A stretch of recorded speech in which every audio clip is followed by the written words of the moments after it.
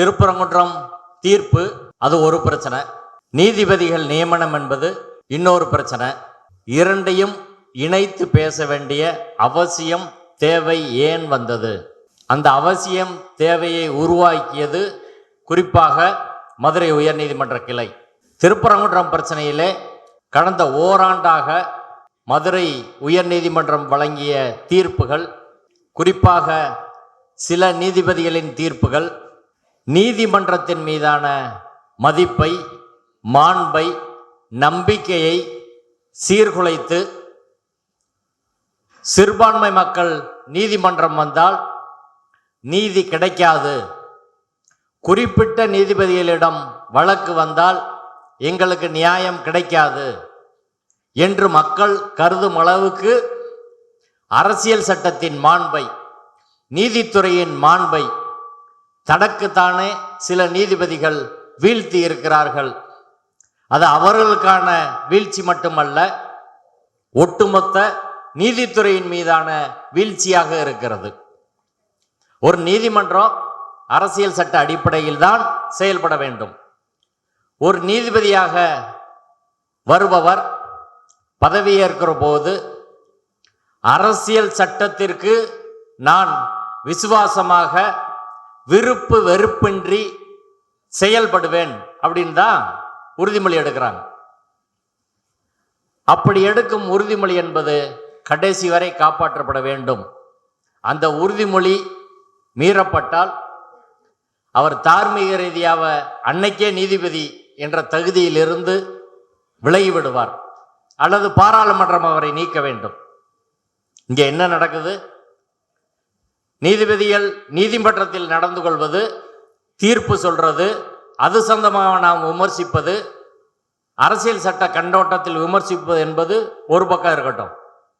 நீதிபதிகள் இதை போன்ற பொது நிகழ்வுகளில் கலந்து கொண்டு கருத்து சொல்றாங்களே, அதுக்கு என்ன செய்யறது?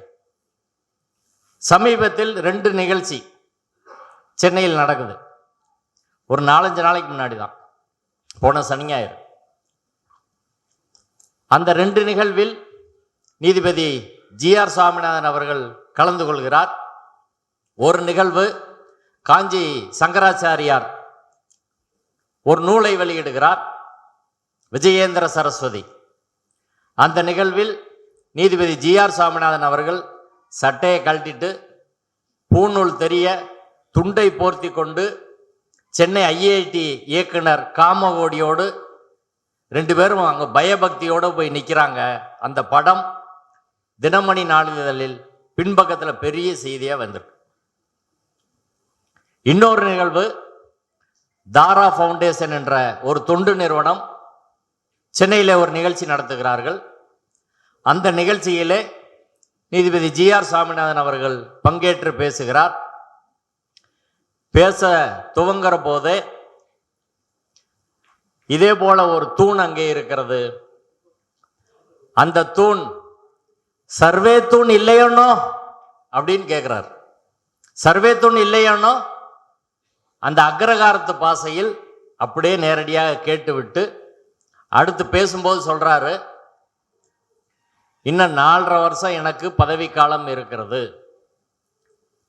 இந்த 4.5 வருடங்களில் என்னை யாரும் பதவி நீக்கம் செய்துவிட மாட்டார்கள் என்று நம்புகிறேன். 3வது அவர் சொன்னதா முக்கியமானது. இந்த 4.5 ஆண்டு பதவி காலத்தில் சனாதன தர்மத்திற்கு விசுவாசமாக, சனாதன தர்மத்தை மனதில் வைத்து நான் எனது நீதி பரிபாலனத்தை நடத்துவேன் அப்படின்ற உத்வேகத்தை, நடத்த வேண்டும் என்ற உத்வேகத்தை இந்த நிகழ்வு எனக்கு கொடுத்திருக்கிறது அப்படின்னு பேசுறாரு. சோசியல் மீடியா எல்லாம் வந்திருக்கு. இதற்கு முன்பான ஒரு நிகழ்ச்சியில தீபம் ஏத்த முடியாம ஏமாத்தமா போயிருச்சு எனக்கு, ஆனால் ஒரு நாள் நான் தீபம் ஏத்தியே தீருவேன், ஏத்தியே தீருவோம் அப்படின்னு பேசுறார். இது ஒரு நீதிபதி, அவர் மத நம்பிக்கை கொண்டவரா இருக்கட்டும், அவர் அப்படி பேசுகிறார். இன்னொரு பக்கம் பார்ப்போம், ஒரு இஸ்லாமியர் அல்லது ஒரு கிறிஸ்தவர் அல்லது ஒரு கம்யூனிஸ்ட் அல்லது ஒரு பெரியாரிஸ்ட் அல்லது ஒரு அம்பேத்கரிஸ்ட். இதுல கம்யூனிசம் என்ற தத்துவம், அம்பேத்கரின் கொள்கை, சமத்துவம் என்ற பெரியாரின் கொள்கை, மத நல்லிணக்க கொள்கை எல்லாமே அரசியல் சட்டத்துக்கு உகந்த கொள்கைகள்.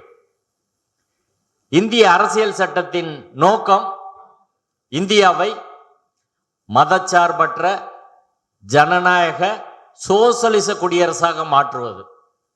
நீங்க இந்த நாட்டில் மார்க்சியம் பேசினா அரசியல் சட்ட கோட்பாடு தான் அது. மத நல்லிணக்கம் பேசினால் அரசியல் சட்ட கோட்பாடு, மதச்சார்பின்மை பேசினால் அரசியல் சட்ட கோட்பாடு, சமத்துவம் பேசினால் அரசியல் சட்ட கோட்பாடு, சுதந்திரம் பேசினால் அரசியல் சட்ட கோட்பாடு.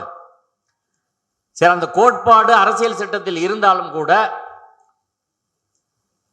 இவர்கள் எல்லாம் இதே போல பேசினா ஒத்துக்குவாங்களா? ஒரு இஸ்லாமிய நீதிபதி ஒரு மேடையில் இஸ்லாமியர்கள் நடத்துகிற ஒரு நிகழ்ச்சியில் போய் ஒரு அமைப்பு நிகழ்ச்சியில் பங்கேற்கிறாரு. பங்கேற்றுட்டு நான் மீத பதவி காலத்தில், எனக்கு 4.5 வருஷம் இருக்கு, என மீத பதவி காலத்தில் நான் வகாபீச தத்துவத்தை அல்லது குறைந்தபட்சம் குரானை மனதில் நிறுத்தி நான் தீர்ப்பு வழங்குவேன் அப்படின்னு சொன்னார்னா இந்த நாட்டில் என்ன நடந்திருக்கும்? சுப்ரீம் கோர்ட் அமைதியா இருந்திருக்குமா? ஹைகோர்ட் அமைதியா இருந்திருக்குமா? ஊடகங்கள் அமைதியா இருந்திருக்குமா? RSS அமைதியா இருந்திருக்குமா? பிஜேபி அமைதியா இருந்திருக்குமா? அண்ணாமலை என்ன பேசியிருப்பாரு? ஒவ்வொருவரும் எப்படி பேசியிருப்பார்கள்? ஒரு கிறிஸ்தவர் எனது 4.5 ஆண்டு மீத பதவி காலத்தில் பைபிளை மையப்படுத்தி நான் தீர்ப்பு வழங்குவேன் அப்படின்னு பேச முடியுமா? நீதிமன்றத்தில் குள்ளா வச்சுட்டு வந்து உட்கார முடியுமா? இஸ்லாமியர் தனக்குரிய அடையாளத்தோடு ஒரு நீதிமன்றத்தில் உட்கார்ந்தா அதை எப்படி பேசுவாங்க, எப்படி பார்ப்பாங்க? கம்யூனிஸ்டுகள் நாங்கள் மார்க்சியத்தின் அடிப்படையில், அம்பேத்கரிஸ்டுகள் எங்களுக்கு அனிகிலேஷன் ஆஃப் கேஸ்ட் என்ற நூலின் அடிப்படையில் நாங்கள் தீர்ப்பு வழங்குவோம் அப்படி சொல்ல முடியுமா? ஆனால் நீதிபதி GR சாமிநாதன் அவர்கள் வெளிப்படையாக பேசுகிறார். அவர் பேசுறது நம்மளுக்கு ஒன்றும் வியப்பை தரவில்லை. ஆனால் அதற்கு எதிரான எதிர்வினை தமிழ்நாட்டில் என்ன? ஏன் இப்படி ஒரு கனத்த மௌனம் நிலவுகிறது? ஓய்வு பெற்ற நீதிபதிகள் எத்தனையோ பேர் இருக்காங்க. நீதிபதி ஹரிபர்தான் அவர்களை தவிர யாரும் பேச மாட்டாங்க. CPM கட்சியின் செயலாளர் தோழர் சண்முகம் மட்டும்தான் பேசினாரு, மற்ற கட்சியெல்லாம் பேச மாட்டாங்க. இப்போ பாசிசம் என்பது, பாசிச கருத்துக்கள் சமூகத்தில் இயல்பாக்கப்படுகிறதோ அப்படின்ற சந்தேகம் வருதா வராதா? அவங்க என்ன வேணாலும் பேசுவாங்க, அதை ஒன்றும் செய்ய முடியாது அப்படின்றதான் நிலைமையா? இப்ப தமிழ்நாட்டின் நிலைமை என்ன? நேற்று நான் ஒரு தமுக ஏசா கலைஞர்கள் தோழர்கள் ஒரு நிகழ்ச்சி நடத்தினாங்க. தமிழ்நாடு முற்போக்கு கலைஞர்கள் எழுத்தாளர் சங்கத்தின் சார்பில் அங்கே நான் போனால் நிறைய போலீஸ் ஒரு வீட்டில் தான் ஒரு நிகழ்ச்சி நடத்துகிறாங்க. போலீஸ் அவங்ககிட்ட 2 நாளாக கேட்டுக்கிட்டே இருக்காங்க. கேட்டு எப்போ நிகழ்ச்சி தொடங்குவீங்க, நான் எப்போ வருவேன், எல்லாத்தையும் கேட்டு முழு பாதுகாப்போடு இருக்கிறாங்க போலீஸு. அவங்களுக்கே வியப்பாக இருக்கு, எங்கள் ரெகுலராக நாங்கள் வீட்டில் ஒரு வாசகர் அரங்க மாதிரி ஒரு கூட்டம் நடத்துவோம், இதில் என்ன பிரச்சனை அப்படின்னு. பிரச்சனை திருப்பரங்குன்றம் பேரை நீங்கள் வச்சுருக்கீங்கல்ல, திருப்பரங்குன்றம் பேரை வச்சாலே அது சிக்கலுக்குரிய விஷயம். இப்போ எப்படி நம்ம மதுரையோட இயல்பு மாற்றப்படுகிறதுன்னு பாருங்க. இது மணிப்பூரில் இருக்கு, காஷ்மீரில் இருக்கு, கோவையில் இருக்கு, குமரி மாவட்டத்தில் இருக்கு அப்படின்றது கிடையாது. மதுரையில் நீங்கள் திருப்பரங்குன்றம் பேரை சொல்லி எந்த நிகழ்ச்சியும் நடத்த முடியாது. திருப்பரங்குன்றம் தொடர்பான தீர்ப்புகளை தானே பேசுகிறோம். என்ன பிரச்சனை அதில்? பேச்சுரிமை, கழுத்துரிமை, எழுத்துரிமை எல்லாம் இல்லையா? அரசியல் சட்டம் மதுரையில் செயல்படாதா? இந்த நிகழ்வை அரங்கத்தில் நடத்துகிறோம், பொதுக்கூட்டமாக நடத்தினா அனுமதி கிடையாது. இப்போ மதுரையின் இயல்பு எப்படி சிக்கலாக்கப்படுகிறது அப்படின்றத பார்க்கணும் நீங்க. இப்போ இந்த பிரச்சனை அடுத்தடுத்து நீடித்தால் திருப்பரங்குன்றம் எப்படியாக மாற்றப்படும்? தர்காவை கரசேவை பண்ணி இடிக்கிறோன்னு சொல்லுவான், அந்த கோயிலை சுற்றி இஸ்லாமியர்கள் குடியிருக்கக்கூடாதுன்னு சொல்லுவான், கடை வைக்கக்கூடாதுன்னு சொல்லுவான். திருப்பரங்குன்றத்தை புனிதமான நகரமாக அறிவிக்க வேண்டும், மதுரையை புனிதமான நகரமாக அறிவிக்க வேண்டும். ஏற்கனவே ரங்கராஜ நரசிம்மன் என்பவர் ஸ்ரீரங்கத்தை சேர்ந்த பார்ப்பனிய ஆதரவாளர், பாண்டி கோயிலில் கடை வெட்டக்கூடாது, அழகர் கோயிலில் கிடா வெட்டக்கூடாது வழக்கு போட்டு இருக்கு. வேற மாநிலங்கள் நடக்கிறத பாருங்க. புனித தலங்கள் என்று சொல்லக்கூடிய இடங்கள் எல்லாம் உத்தரகாண்ட்ல மாற்று மதத்தவர்கள் நுழையக்கூடாது அப்படின்னு முடிவு பண்ணியிருக்காங்க. அயோத்தியை சுற்றி 15 கிலோமீட்டர் தூரத்திற்கு சுசுகி செமாட்டோ கூட நீங்க நான்வெஜ் சர்வ் பண்ண முடியாது, விற்க முடியாது. குஜராத்தில் நீங்க பெரும்பாலான இடங்கள்ல உங்களுக்கு நான்வெஜ்ஜே கிடைக்காது. அப்படி ஒரு நிலையை ஒவ்வொரு இடத்திலும் அவர்கள் கொண்டு வருகிறார்கள். இப்படி ஒரு அபாய சூழ்நிலையில்தான் நாம் அரசியல் சட்டத்தை உயர்த்தி பிடிக்க வேண்டிய ஒரு சிலையில் இருக்கிறோம். இன்னைக்கு திருப்பரங்குன்றம் தீர்ப்புகளை எடுத்துக்கொண்டால், திருப்பரங்குன்றம் தீர்ப்பு நீதிபதி GR சாமிநாதன் அவர்கள் வழங்கிய கார்த்திகை தீபம் தீர்ப்பு, அதற்கு பிறகு கடந்த டிசம்பர் 6ஆம் தேதி நீதிபதிகள் ஜெயச்சந்திரன், ராமகிருஷ்ணன் தலைமையிலான அமர்வு வழங்கிய தீர்ப்பு, இந்த 2 தீர்ப்பு முக்கியமா இருக்கு. இந்த 2 தீர்ப்போடு ஓராண்டு இந்த பிரச்சனையை தொகுத்து நான் சுருக்கமா சொல்றேன். இந்த திருப்பரங்குன்றம் பிரச்சனையில தீர்ப்புகள் ஒரு பக்கம் இருந்தாலும், இந்த தீர்ப்புக்கான பின்னணி, இந்த அரசியலுக்கான பின்னணி எப்படி நிகழ்த்தப்பட்டது அப்படின்றத நம்ம புரிஞ்சுக்கணும். எவ்வளவு சூழ்ச்சியாக வஞ்சகமாக இந்த பிரச்சனை எடுத்துட்டு போகப்படுது. அப்பதான் RSS எவ்வளவு நுட்பமா வேலை செய்யுது, பார்ப்பனர்கள் எப்படி நுட்பமாக வேலை செய்கிறார்கள் என்பதை புரிந்து கொள்ள முடியும். இந்த பிரச்சனை 1923 தீர்க்கப்பட்டுருச்சு. தர்கா, நெல்லித்தோப்பு, கொடிமரம் அந்த பகுதி எல்லாம் இஸ்லாமியர்களுக்கு சொந்தம், மீத பகுதி கோயிலுக்கு சொந்தம், வீதிகள் அரசுக்கு சொந்தம், முடிஞ்சு போச்சு. அதற்கு பிறகு நிறைய வழக்குகள் வருகிறது. அதெல்லாம் கோயில் உள்ள பார்ப்பன அர்ச்சகர்கள் தூண்டி நிறைய வழக்குகள் போட்டு நெருக்கடி பண்றாங்க. இஸ்லாமியர்களுக்கு தர்கா சொந்தம், அந்த பள்ளிவாசல் அந்த பகுதியெல்லாம் சொந்தம் என்று சொன்ன பிறகும் கூட இப்ப கடந்த 15 ஆண்டுகளாக எந்த பராமரிப்பும் அங்க செய்ய முடியாது. டாய்லெட் கட்ட முடியாது, லைட் போட முடியாது. விட்டா தர்கா அதே கொஞ்ச நாள்ல இடிந்து விழுந்துரும். அங்க உள்ள பள்ளிவாசலில் தொழுகை நடத்த கொரோனா காலத்திலும் தடை பண்ணிட்டாங்க. பள்ளிவாசல் 5 வேளை தொழுகை நடந்துகிட்டு இருந்துச்சு, அதை மூடிட்டாங்க. இன்னைக்கு இப்ப இந்த பிரச்சனை 100 ஆண்டுக்கு முன்பு தீர்க்கப்பட்ட பிரச்சனை 100 ஆண்டுகளா எந்த பிரச்சனையும் மக்கள்கிட்ட இல்ல. எப்படி துவங்குது? 2024 டிசம்பர் 25ஆம் தேதி ராஜபாளையத்திலிருந்து அபுதாகிர், ராஜபாளையத்தில் பக்கத்தில் கிராமத்தில் அவர் குடியிருக்காரு. அந்த ஊரில் ஒரே ஒரு இஸ்லாமிய குடும்பம் தான் இருக்கு. சுற்றி எல்லாரும் மற்ற குடும்பங்கள் தான் இருக்கிறாங்க. எல்லாரும் சேர்ந்து இங்கே வராங்க. ஒரு ஆட்டை பிடிச்சிட்டு ஆடு கோழி வெட்டி நேர்த்தி கடன் கந்தூரி செய்வதற்காக மலைக்கு வராங்க. வரும்போது மலையில் கொஞ்சம் தூரம் ஏறி போகும்போது அங்கே காவல்துறை அவர்களை கைது செய்கிறது. ஆட்டையும் கைது பண்ணுறாங்க. ஸ்டேஷனில் கொண்டு வந்து ஆட்டை கட்டி போட்டு இஸ்லாமியர்கள் மீது மட்டும் வழக்கு பதிவு செய்து இந்துக்கள், அதில் உள்ள மற்ற இந்துக்களை எல்லாம் விட்டு இனிமே இங்கே வரக்கூடாது மலை பக்கம்னு அனுப்பிடுறாங்க. அங்கே உள்ள உள்ளூர் இந்தியா கூட்டணி கட்சிகள், பள்ளிவாசல் நிர்வாகம் எல்லாம் சேர்ந்து போராட்டம் நடத்துறாங்க. கமிஷனர் லோகநாதன் கூப்பிட்டு மிரட்டுறார். RDO ஆர்டர் இருக்கு, எப்படிங்க நிறுத்துனீங்க? உத்தரவு இருக்கு. எங்க உத்தரவு இருக்குன்னு கேட்குறாங்க. எந்த உத்தரவும் இல்லை. கலெக்டர் சங்கீதாட்ட போய் பார்த்து பெட்டிஷன் கொடுக்குறாங்க. அவங்க RDO மீட்டிங் போட சொல்றாங்க. 31/12/2024 அன்று RDO கண்ணன் தலைமையில மீட்டிங் நடக்குது. கண்ணன் எடுத்தோடனே கோயில் நிர்வாகத்தை கேட்கிறாரு, கோயிலோட ஏசிட்ட, ஆடுகோழி வெட்டக்கூடாதுன்னு நீங்க சொல்றீங்களே, அதற்கு நீதிமன்ற உத்தரவு இருக்கா அப்படின்னு கேட்கிறார். எதுவுமே இல்லை. இவங்கிட்ட கேட்கிறார் தர்கா தரப்புல.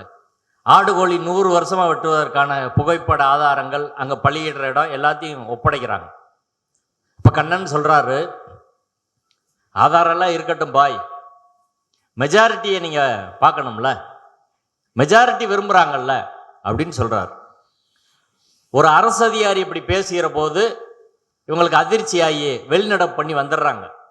வந்த உடனே அதற்கு பிறகு அந்த ப்ரொசீடிங்ஸ்ல அவர் எழுதுறாரு, இருதரப்பும் ஆடுகோழி வெட்டுவதற்கான ஆதாரங்களை, அதற்கு எதிரான ஆதாரங்களை இருதரப்பும் சமர்ப்பிக்கல. என்று எழுதி இதற்கு சிவில் நீதிமன்றத்தை அணுகி தர்கா தரப்பு தீர்வு பெற்றுக்கொள்ள வேண்டும் அப்படின்னு சொல்லிட்டான்.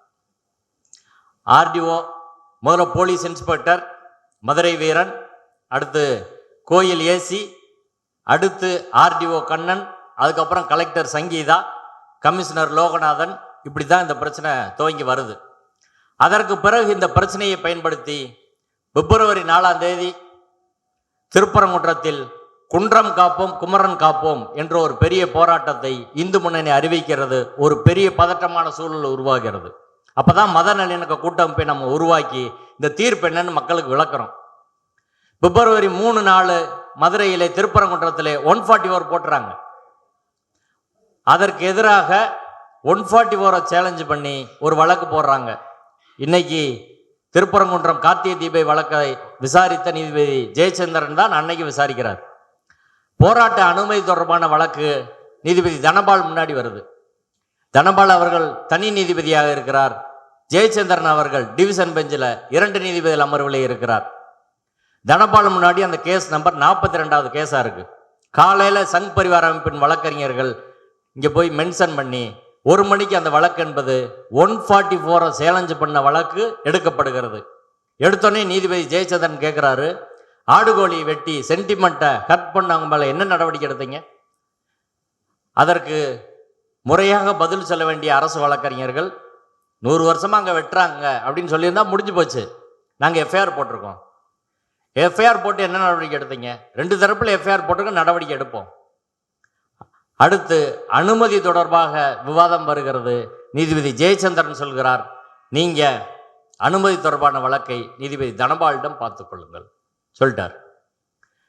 மதியத்துக்கு பிறகு திரும்ப வழக்கு வருது. 2:15 வருகிற போது மறுபடியும் பிஜேபி வழக்கறிஞர்கள் அனுமதி எங்களுக்கு வேணும், இதே கோர்ட்டில் கொடுங்கன்றாங்க. அந்த கோர்ட்டில் அனுமதி கோரிய வழக்கே இல்லை. அப்போது காணொலி வாயிலாக தமிழக அரசின் தலைமை வழக்கறிஞர் ஜின்னா ஆன்லைனில் வரார். வந்து நான் கமிஷனர்கிட்ட பேசிட்டேன், அவங்க பழங்கணத்தம் கேட்குறாங்க, அங்கேயே ஆர்ப்பாட்டத்துக்கு பெர்மிஷன் கொடுத்துடலாம். இதில் 144ல் உடனே நீதிபதி அதை குறிச்சுக்கிட்டார். அடுத்து இவங்க கேட்குறாங்க, ஆட்கள்லாம் அரெஸ்ட் பண்ணி வச்சிருக்கிறாங்க, நிறைய வெளியூர்ல இருந்தெல்லாம் வந்து அவங்கள ரிலீஸ் பண்ணணும் என்று பாஜக வழக்கறிஞர்கள் கேட்கிறார்கள்.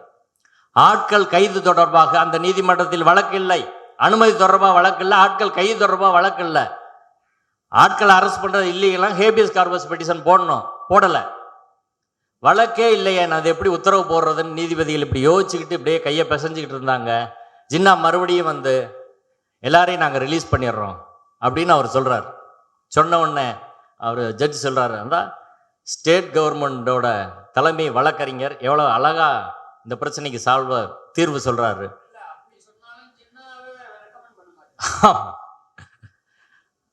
அப்படி சொன்னோடனே அப்படி போட்டு ஆர்டர் போட்டு அதில் வன்முறை தூண்டு வந்தமாக எதுவும் பேசக்கூடாதுன்னு உத்தரவு போட்டு நாங்கள் அண்டர்டேக்கிங் தரோன்னு அவங்க சொல்கிறாங்க. அதற்கு இப்போ சரின்னு சொல்லிட்டாங்க. நீதிபதி அவர்கள் சொன்னது போல இந்த லிஸ்ட்டில் அவர் பெயர் போகும்னு எதிர்பார்த்தாங்க. அவ்வளோதான். என்னதான் அவர்கள் யாரை பயன்படுத்தினாலும் அவர்களுக்கு விசுவாசமாக இருக்க மாட்டார்கள். இன்னைக்கு ஓபிஎஸ் நிலைமை பார்த்தீங்கல்ல, குருமூர்த்தி ஆர்எஸ்எஸ் சாவகாசம் வச்சா என்ன ஆகுன்றது ஓபிஎஸ் ஒரு கண்முன்னதான் உதாரணம். இன்னொன்று ஜின்னா, அவர் உதவி பண்ணார் அவங்களுக்கு. ஆனால் நிலைமை என்ன? இப்போ அவங்கள கழட்டி விட்டாங்க. அப்படியே இங்கேருந்து அனுப்பினாலும் அங்கே ஒன்றிய அரசு நிறுத்திக்கிறோம். எந்த இஸ்லாமிய கிறிஸ்தவரை அவங்க லிஸ்ட்டை கிளியர் பண்ண மாட்டாங்க. இதான் நிலைமை. 4 மணிக்கு இங்கே நீதிமன்றத்தை சொல்கிறாங்க, நாங்கள் வன்முறை தூண்டும் விதத்தில் பேச மாட்டோம்னு கண்டிஷன் போடுறாங்க. 5 மணிக்கு ஹச்ராஜா பேசுகிறாரு, மதுரையை திருப்பரங்குன்றத்தை அயோத்தியாக மாற்றுவோம். அதுக்கு எஃப்ஐஆர் போட்டாங்க, நடவடிக்கை கிடையாது. அன்னைக்கு காலையில் திருப்பரங்குன்றம் கோயிலுக்குள் சென்று பிஜேபி கொடியை வைத்து பாரத் மாதா கி ஜெய் என்று கோஷம் போட்டு கலவரம் பண்ணுறாங்க. அப்படியே அவங்கள கூட்டி வந்து ஈவினிங் வீட்டுக்கு அனுப்பிட்டாங்க. ரிமாண்டு கிடையாது. வேறு கட்சிக்காரர்கள், அது ஆளுங்கட்சியாக கூட இருக்கட்டும், திமுக காரங்க அவங்க கட்சி கொடியை வச்சு ஒரு கோயிலுக்குள்ளே போய் அவங்க கட்சி கோஷத்தை போட்டிருந்தா என்ன நடந்திருக்கும்? கோர்ட் அமைதியாக இருந்திருக்குமா? மீடியா அமைதியாக இருந்திருக்குமா? எவ்வளோ கலவரம் நடந்திருக்கும்? விசிகா தோழர்கள் போய் அப்படி பண்ணியிருந்தா விட்டுருவாங்களா? ஆனால் பிஜேபிக்காரங்க பண்ணுறாங்க, எதுவுமே கிடையாது, விட்டாங்க. கூட்டமைப்புலேருந்து பெட்டிஷன் கொடுக்குறோம், ஆரம்பத்திலே இவங்க இந்த பிரச்சனையில் ஒரு 10 பேர் குண்டாஸ்லேயே என்ன செய்யலை போடுங்க, அப்போதான் இந்த பிரச்சனை நிற்கும்னு போய் கம்ப்ளைண்ட் கொடுக்குறோம், ஹெச் ராஜாவை குண்டாஸில் போடுங்க அப்படின்னு. ஆனால் நடவடிக்கை இல்லை. அதுக்கப்புறம் கற்பனையா 2 பிரச்சனையை உருவாக்குறாங்க. புதுசா ஆடுகோழி வெட்டுறாங்க, புதுசா சிக்கந்தர் மலை என்று பெயர் மாற்ற முயற்சிக்கிறார்கள். மதுரை உத்தங்குடிக்கு வந்த அமித்ஷா பேசுறாரு, திராவிட முன்னேற்ற கழக அரசு திருப்பரங்குன்ற மலையை சிக்கந்தர் மலைன்னு மாத்திரக்கு முயற்சி பண்றாங்க என்ற அப்பட்டமான பொய்யை அமித்ஷா பேசுகிறார். எல்லாம் பேசி அப்படி ஒரு பிரச்சனையே கிடையாது. யார் அங்க சிக்கந்தர் மலைன்னு மாத்திரக்கு முயற்சி பண்ணது? போராட்டம் பண்ணாங்களா, ஆர்ப்பாட்டம் பண்ணாங்களா, நீதிமன்றத்தில் வழக்கு போட்டாங்களா, பெட்டிஷன் கொடுத்தாங்களா? ஒன்றும் கிடையாது. அந்த கற்பனையை வழக்காக்கி நீதிமன்றத்துக்கு கொண்டு போறாங்க.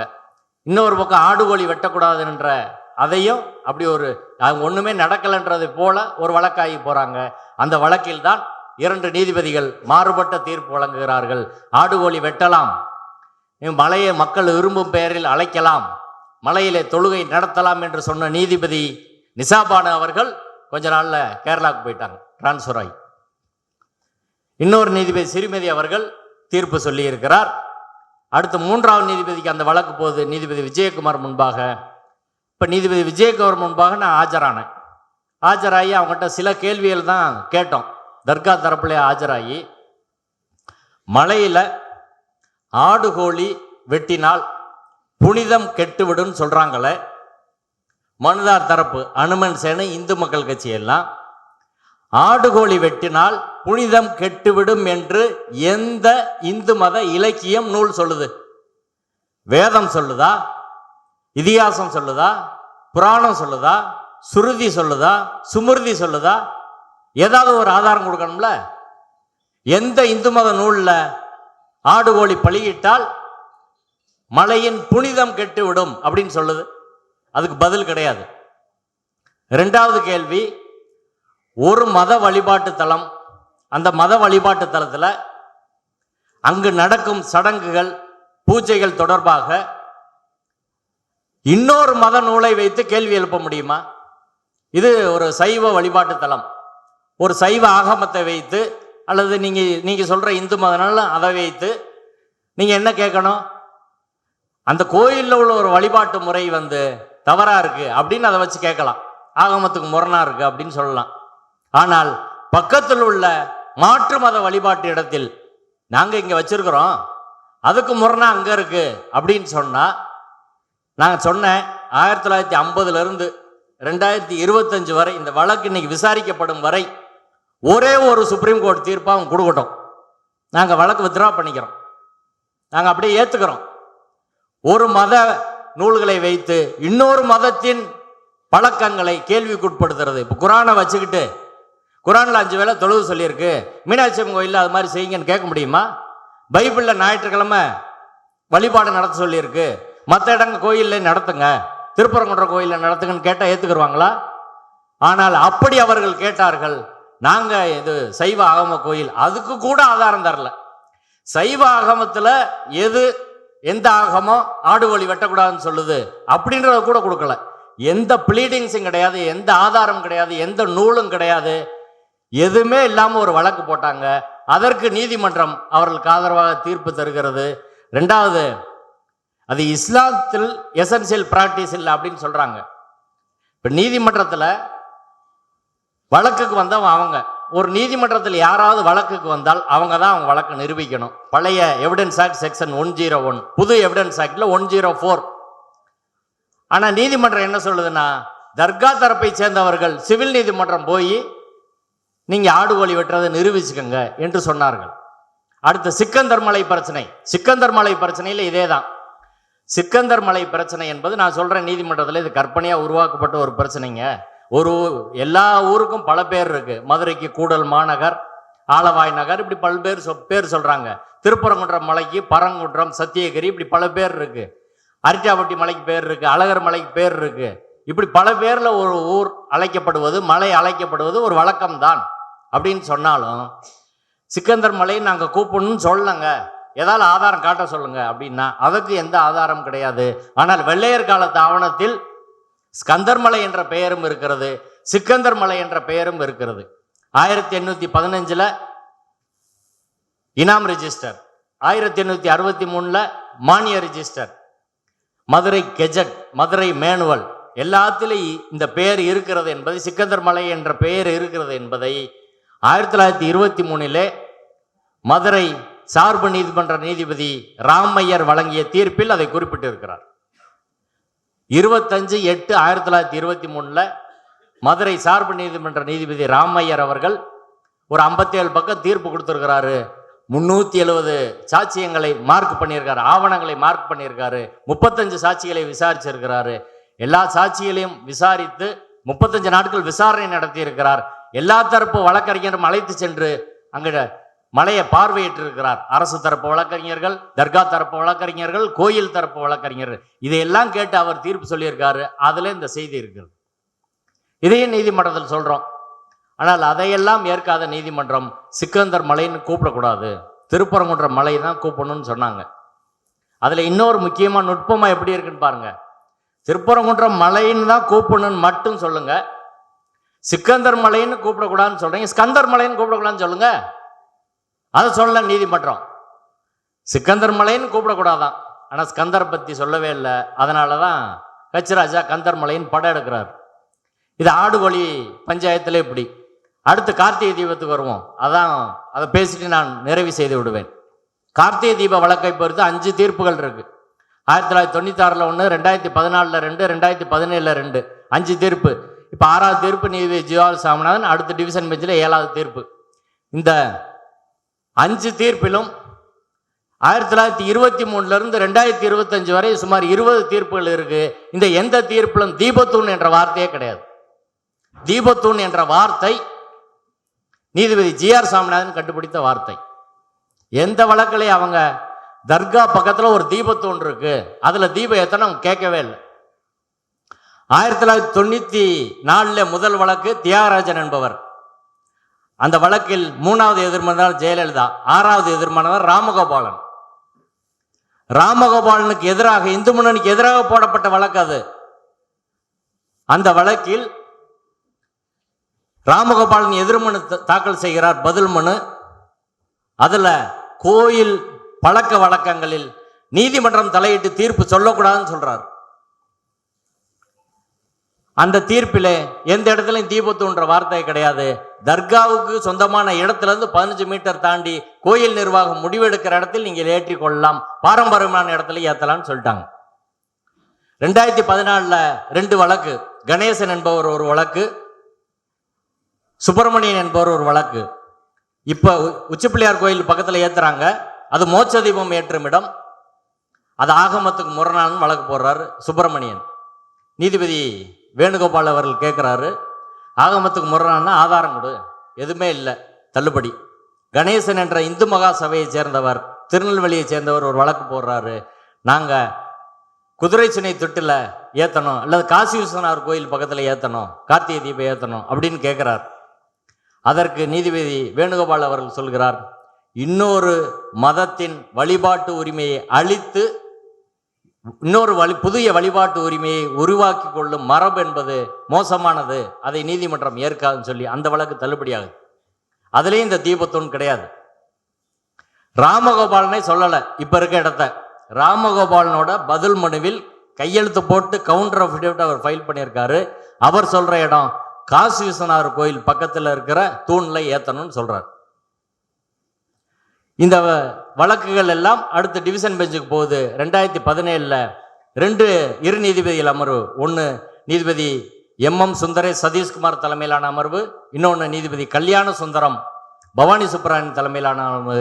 2 வழக்கும் தள்ளுபடி செய்யப்படுகிறது. அந்த வழக்குல 2 நீதிபதியும் சொன்ன ஒரு முக்கியமான விஷயம், பல 10 ஆண்டுகளாக கோயில் நிர்வாகம் தர்கா நிர்வாகம் அமைதியான முறையில் இணைந்து அங்க கார்த்திகை தீபம் உச்சிப்பிள்ளையார் கோயிலில் ஏற்றிக்கிட்டு இருக்கிறாங்க. அந்த நிலையை ஏன் குலைக்கணும் என்பதற்கான எந்த காரணமும் இல்லை. மத நல்லிணக்கத்தை பாதுகாக்க வேண்டியது அரசு கோயிலோட கடமை என்று சொல்லி தள்ளுபடி செய்கிறார். இந்த 5 தீர்ப்புல எங்கேயாவது பிரச்சனை வந்திருக்கா? அன்னைக்கு நீதிமன்றம் எப்படி இருந்துச்சு? இதில் நான் சொல்ல வர முக்கியமான விஷயம், இந்த அரசாங்கம் கார்த்திகை தீபம் ஏற்ற விடல, திமுக அரசாங்கம் கார்த்திகை தீபம் ஏற்ற விடல, இஸ்லாமியர்கள் அமைதியா இருக்காங்க அப்படின்ற ஒரு கருத்தை பல இடங்கள்ல பரப்புறாங்க. ஆனால் உண்மையிலே 94 ஜெயலலிதா அவர்கள் முதல்வராக இருந்தபோது என்ன நிலைப்பாடு எடுத்தாங்க? வேற இடத்துல ஏற்ற முடியாது, இந்து முன்னணி சொல்றதுக்கெல்லாம் ஏற்ற முடியாது, இங்க கோயிலின் கருவறைக்கு நேர் மேலே இருக்கக்கூடிய உச்சி பிள்ளையார் கோயிலில் தான் நாங்கள் ஏற்ற முடியும். என்ன காரணம்? உச்சி பிள்ளையார் கோயில் அங்கே ஒரு தீபத்தூண், கோயில் அந்த மலையில் ஒரே ஒரு இடத்துல தான் தீபத்தூண், அது கருவறைக்கு மேலே இருக்க இடத்துல தான் தீபத்தூண். அந்த தீபத்தூணில் கல்வெட்டு இருக்கு, அனுமன் சிலையே இருக்கிறது. நாயக்கர் காலத்திலேருந்து அதை மக்கள் அங்கே வழிபட்டு வர்றாங்க. கோயில் அங்கே கார்த்திகை தீபம் ஏற்றுகிறது, புண்ணியவான்கள் அங்கே தீபம் ஏற்றலான்னு சொல்லி இருக்கிறாங்க. அதுதான் கோயிலின் பழக்கம், வழக்கம், மரபு. இதை நான் சொல்லல. யார் சொன்னது? கோயிலோட தலைமை அர்ச்சகர், ஸ்தானிகர்கள், தலைமை அர்ச்சகர் ராஜா பட்டர் அவர் சொல்லியிருக்கார், பிபிசிக்கு பேட்டியே கொடுத்திருக்காரு. அப்ப இந்த பிரச்சனை என்பது என்ன? இஸ்லாமியர்கள் அங்க தடுக்கிறாங்களா? அரசாங்கம் தடுக்குதா? கூட்டமைப்பு, நாங்க மதநலின் கூட்டமைப்பு தடுக்கிறோமா? யாருமே கார்த்திகை தீபத்தை தடுக்கல.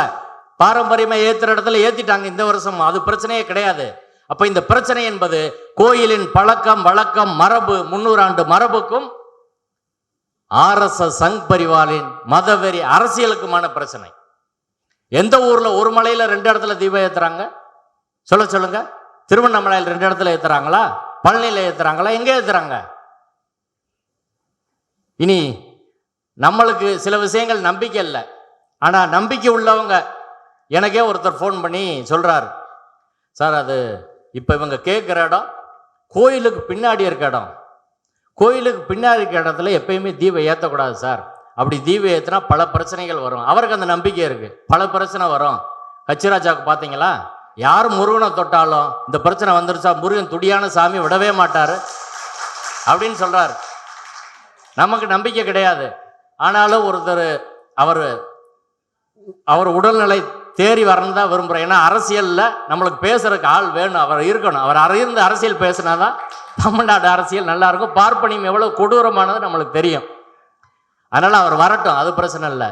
ஆனால் நம்புகிறவர் சொல்கிறார்கள், நீ இன்னொரு இடத்துல தீப ஏத்தன கெட்ட, இந்த பிரச்சனையில தலையிடுற எல்லாருக்கும் அது நடக்கும் சார் அப்படின்னு சொல்றாரு. இப்போ மோடி இதில் பேசுனா பிரச்சனையாகும், அமித்ஷா பேசுனா பிரச்சனையாகும், அண்ணாமலை பேசுனா நீ பிரச்சனையாகும் அப்படின்னு பக்தர்கள் நம்புகிறாங்க, நிறைய பேர் சொல்றாங்க. நமக்கு அதில் நம்பிக்கை கிடையாது.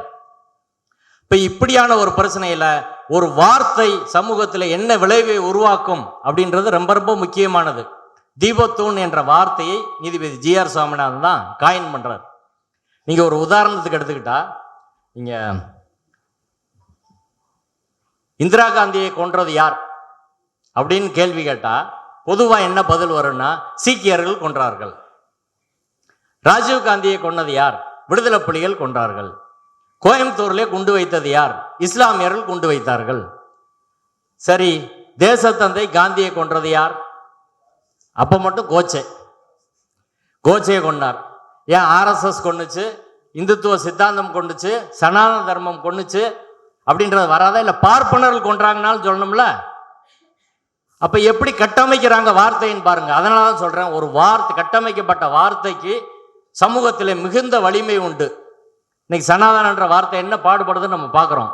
அப்படி ஒரு வார்த்தையை இந்த வழக்கிற்காக கற்பனையாக உருவாக்கினவர் நீதிபதி GR சுவாமிநாதன். அதனால தான் சொல்றோம், அந்த தீர்ப்பு என்பது அரசியல் சட்டப்படியானது கிடையாது. ஏற்கனவே உள்ள தீர்ப்புகளை புறந்தள்ளிய தீர்ப்பு.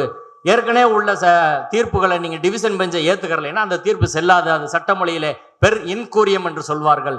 எனவே நீதிபதி GR சுவாமிநாதன் அவர்கள் அவங்க செல்லாத தீர்ப்பு கொடுத்திருக்காரு என்று சொல்கிறோம். இது லீகலா தான் சொல்றோம்.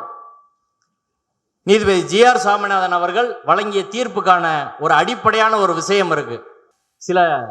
நான் சொன்ன ஆரம்பத்தில் இது எப்படி நுட்பமா நடக்குதுன்னு, அந்த நுட்பமா நடக்கிற ஒரே ஒரு விஷயத்தை சொல்றேன், நம்ம மிக தெளிவாக இருக்க வேண்டும் அப்படின்றதான். பல்வேறு விஷயங்கள் இங்க பொய்யா பரப்புனாங்க. நவாஸ் கனி பிரியாணி சாப்பிட்டார், இப்போ வரை கேட்கிறோம் அந்த வீடியோவை கொடுன்னு. சுப்ரீம் கோர்ட்ல அதை சொல்லுவாங்க. அப்படி ஒண்ணு கிடையவே கிடையாது. ஆனால் அவர்கள் பயன்படுத்துகிறார்கள். அடுத்து அந்த வழக்கு விசாரணை நடக்கிற போது நீதிபதி GR சுவாமிநாதன் அவர்கள் விசாரணையில் வந்து உட்கார்ந்தோடனே ஒரு கேள்வி கேட்கிறார். தினமலர் பத்திரிகையில ஒரு செய்தி வந்திருக்கு. அந்த படத்தை காட்டி மலையில் உள்ள அந்த கல் தூணை கொஞ்சம் பேர் கட்டையை வச்சு மறைக்கிறாங்க. அப்படி ஒரு போட்டோ வந்திருக்கு. அந்த புகைப்படத்தை காட்டி இதை யார் மறைச்சதுன்னு கேட்டார். நாங்கள் எல்லாரும் கோர்ட்ல அமைதியா இருந்தோம். யாருன்னு சொல்லுங்க அப்படின்னு கோயில் வைக்கல பார்த்து கேட்டார். கோயிலின் வழக்கறிஞர் சந்திரசேகர் எழுந்து, நாங்க தான் மறைச்சோம் அப்படியே குறிச்சுக்கிட்டார். அடுத்து, தர்காவுக்கு காம்பவுண்ட் சுவர் இருக்கா அப்படின்னு கேட்டார். எல்லாரும் அமைதியா இருந்தோம். ஒரு எஸ்ஐயை பார்த்து கேட்டார், ஆமா ஐயா காம்பவுண்ட் சுவர் இருக்கு. மூணாவதா, அந்த காம்பவுண்ட் சுவர்ல இருந்து இந்த தூண் எவ்வளவு தூரத்துல இருக்கும்? ஒரு 40-50 மீட்டர்ல இருக்கும்யா அப்படின்னு அந்த எஸ்ஐ சொன்னார். அதையும் குறிச்சுக்கிட்டார். அடுத்து தீர்ப்பை பார்த்தா தீர்ப்புல எழுதுறாரு, இந்த வழக்கு நடக்கும்போது அந்த தீபத்தூணை கோயில் நிர்வாகத்திலிருந்து மறைக்கிறார்கள். அப்படி மறைக்கிற போது தர்கா நிர்வாகம் அதை தடுக்கவில்லை. இதனால் இந்த இடம் கோயிலுக்கு சொந்தம். ஏன்னா வழக்கு விசாரணையில் என்ன வருதுன்னா, அந்த இடம் உண்மையிலே தர்காவுக்கு சொந்தம். தர்கா நிர்வாகத்துக்கு சொந்தமான இடத்துல அந்த தூண் இருக்கு. நீங்க நெல்லித்தோப்பு தர்கா பகுதி தர்கா நிர்வாகத்துக்கு சொந்தம்னா நெல்லித்தோப்புல இருந்து ஒரு 200 படி ஏறி போகணும், அதுவும் தர்கா நிர்வாகத்துக்கு சொந்தம். Flight of the steps leading from Nellithope to தர்கா பிலாங்ஸ் டு முகமடன்ஸ் அப்படின்ற வார்த்தையே இருக்கு. அது மட்டும் இல்ல, தர்கா அமைந்திருக்கக்கூடிய மொத்த மலைப்பகுதியும் whole top of the hillock belongs to Mohammedans அப்படின்ற வார்த்தை 1923 தீர்ப்புல இருக்கு. அங்க தர்கா, அதுக்கு எதிர்த்தாப்புல இருக்க கொடிமரம், இது ரெண்டுக்கு இடையில இருக்கக்கூடிய அந்த தூண், கல் தூண், மூன்றுமே இஸ்லாமியர்களுக்கு சொந்தம். அந்த மலைப்பகுதியே இஸ்லாமியர்களுக்கு சொந்தம், மீதி கோயிலுக்கு சொந்தம் அப்படின்ற தீர்ப்பு தெளிவாக இருக்கிறது. இப்ப தர்கா இடத்துல உள்ளத எப்படி கோயில் அல்லது வேறு ராம ரவிக்குமார தீப ஏத்த சொல்ல முடியும்? சொல்ல முடியாது. அப்ப அதை கோயிலிடம் கொண்டு வரணும். கொண்டு வர்றதுக்கு எப்படி இந்த விஷயம் பயன்படுது அப்படின்றதான் முக்கியமானது. நான் என் கேள்வி என்னன்னா, வழக்கு நடக்கிற போது அங்க 5 அடுக்கு பாதுகாப்பு, மக்கள் யாரும் அங்க போக முடியாது. நுழையிற இடத்துல போலீஸ், அடுத்து ஒரு செக் போஸ்ட், அடுத்து உச்சிப்பிள்ளையார் கைவிட்ட போலீஸ், நெல்லித்தோப்புல போலீஸ், தூண் பகுதி முழுக்க போலீஸ். நான் போயில திரும்பி வந்திருக்கேன். அப்படி இருக்க சூழ்நிலையில அந்த தூணை யாரும் நெருங்க முடியாத ஒரு சூழலில் அந்த தூணை மறைக்க உத்தரவிட்டது யார்? இரண்டாவது, அதை புகைப்படம் எடுத்தது யார்? தினமலர் ரிப்போர்ட்டர் போனாரா அல்லது புகைப்படம் எடுத்து தினமலர் கொடுத்த அதிகாரிகள் யார்? அந்த ஒரு புகைப்படத்தை வைத்துத்தான் இந்த வழக்கின் அடிப்படையே தீர்மானிக்கப்பட்டது. அதே இன்னைக்கு டிவிஷன் பெஞ்ச் உறுதி செய்திருக்கிறது. அப்ப எவ்வளவு பெரிய சூழ்ச்சி! சங் பரிவாரை சேர்ந்தவர்கள், RSS சேர்ந்தவர்கள், அரசு நிர்வாகத்திலே எந்த அளவுக்கு ஊடுருவி இருந்தா இந்த பிரச்சனை இப்படி நடக்கும்? அப்ப அடிப்படையில எவ்வளவு நுட்பமாக இந்த பிரச்சனை என்பது கட்டமைக்கப்படுகிறது அப்படின்னு பார்க்கணும். அடுத்து டிவிஷன் பெஞ்ச் தீர்ப்பு, அதை சொல்லிட்டு நான் முடிச்சுக்கிறேன். டிவிஷன் பெஞ்ச் தீர்ப்புல 2 நீதிபதிகள் அதே தீர்ப்பை உறுதி செய்கிறார்கள். அந்த தீர்ப்பிலும் டிவிஷன் பெஞ்ச் இன்னொன்று புது விளக்கம் சொல்லுது. ஒரு இடத்துல தான் கார்த்திகை தீபம் ஏற்றணும், அதை தாண்டி வேறு இடத்தில் ஏற்றக்கூடாது என்பதற்கான எந்த ஆதாரத்தையும் கோயில் நிர்வாகம் கொடுக்கல. கோயில் நிர்வாகம் ஏன் கொடுக்கணும்? யாரு கொடுக்கணும்? யார் வழக்கு தொடுத்தானோ அவன் தானே கொடுக்கணும். இன்னொரு இடத்துல ஏத்தனா அது கோயிலோட பழக்க வழக்க மரபுன்னு HRNC ஆக்ட் செக்ஷன் 28ல கோயிலோட பழக்க வழக்க மரபை பாதுகாக்க வேண்டியது அரசின் கடமை, அதாவது கோயில் நிர்வாகத்தின் கடமை. அப்ப அவங்க என்ன சொல்றாங்க? அதை தான் நாங்க செய்யறோம். கோயிலோட பழக்கம் என்பது நாயக்கர் கால தீபத்தூணில் ஏற்றுவது, ஒரே தீபத்தூண் தான் இருக்கிறது, இங்க இருக்கிறது சர்வேக்கள் அப்படின்னு சொன்னோம். அது அரசாங்கம் கடைசி வரை சர்வேக்கள் என்பதற்கான ஆதாரத்தையும் நீதிமன்றத்தில் கொடுக்கல. நான் தான் அதை நீதிமன்றத்தில் கொடுத்தேன். ட்ரிகோனமெட்ரிக்கல் சர்வே என்ற ஒரு சர்வே இந்தியாவில் நடத்தப்படுகிறது. 1802 இருந்து கிட்டத்தட்ட 80-90 வருஷம் அது நடக்குது. அதை தொடங்கியவர் லாம்டன் என்ற பிரிட்டிஷ் அதிகாரி.